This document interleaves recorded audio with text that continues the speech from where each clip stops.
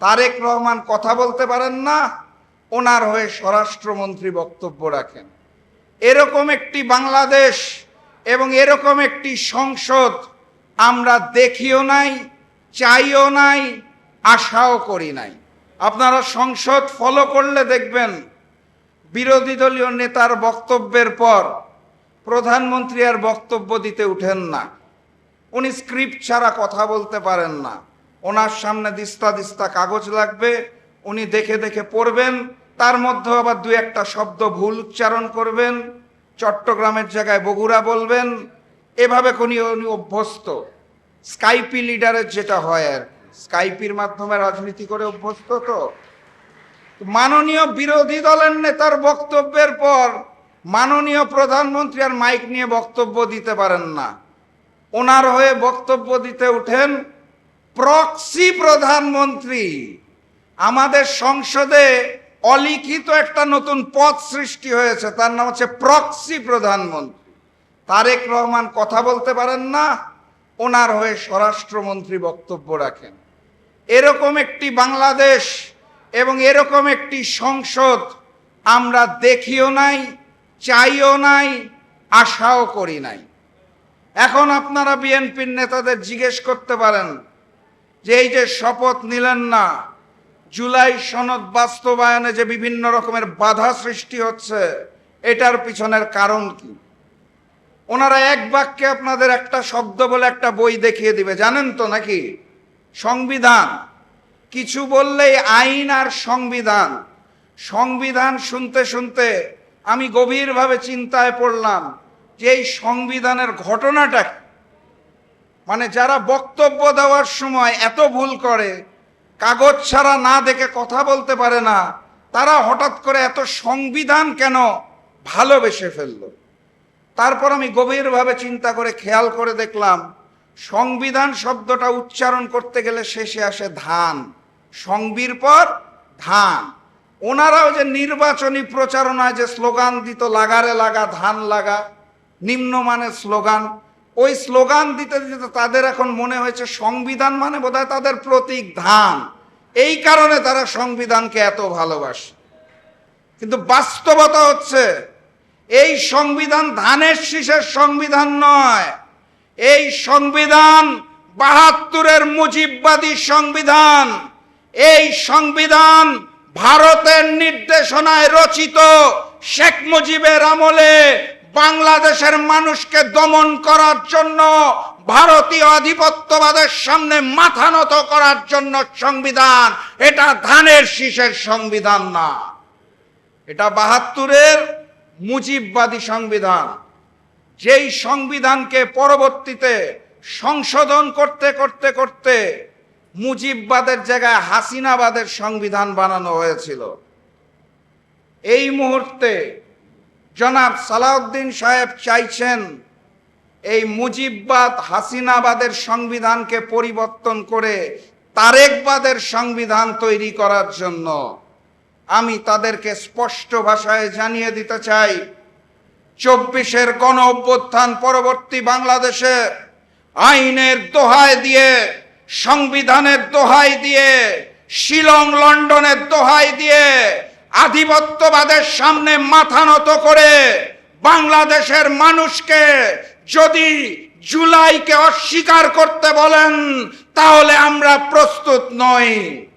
আমরা প্রস্তুতি গ্রহণ করেছি জুলাইয়ের শপথে দীপ্ত হয়ে জুলাই সনদ বাস্তবায়ন হওয়ার আগ পর্যন্ত আমাদের সংগ্রাম চলছে, আমাদের সংগ্রাম চলবে ইনশাআল্লাহ।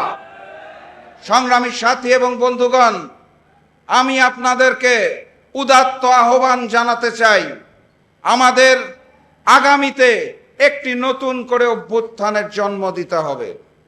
১ জুলাই গিয়েছে, নতুন জুলাই আসবে। আমার দেশের স্বাধীন জনগণ রক্ত দিতে শিখে গিয়েছে। আমাদের হারানোর কোনো কিছু নাই। যাদের হারানোর ছিল তারা ভারতে পালিয়ে গেছে।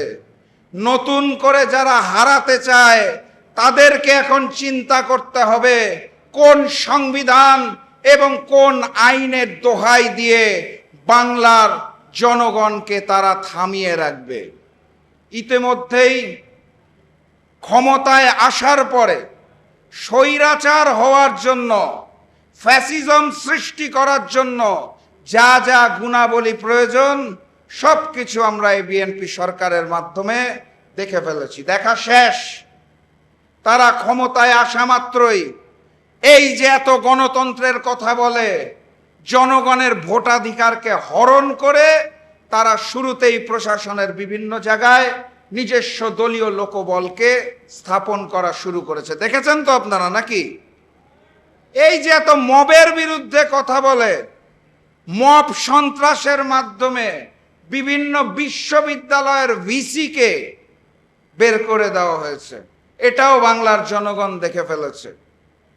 তারা একের পর এক অধ্যাদেশ বাতিল করা শুরু করেছে।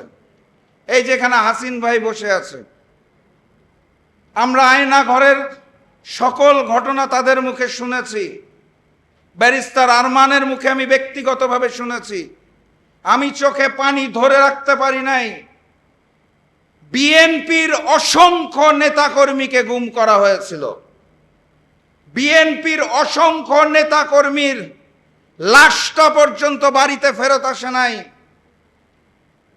সেই গুম প্রতিকার প্রতিরোধের যেই অধ্যাদেশ, সেই অধ্যাদেশও এই বিএনপি বাতিল করতে চায়।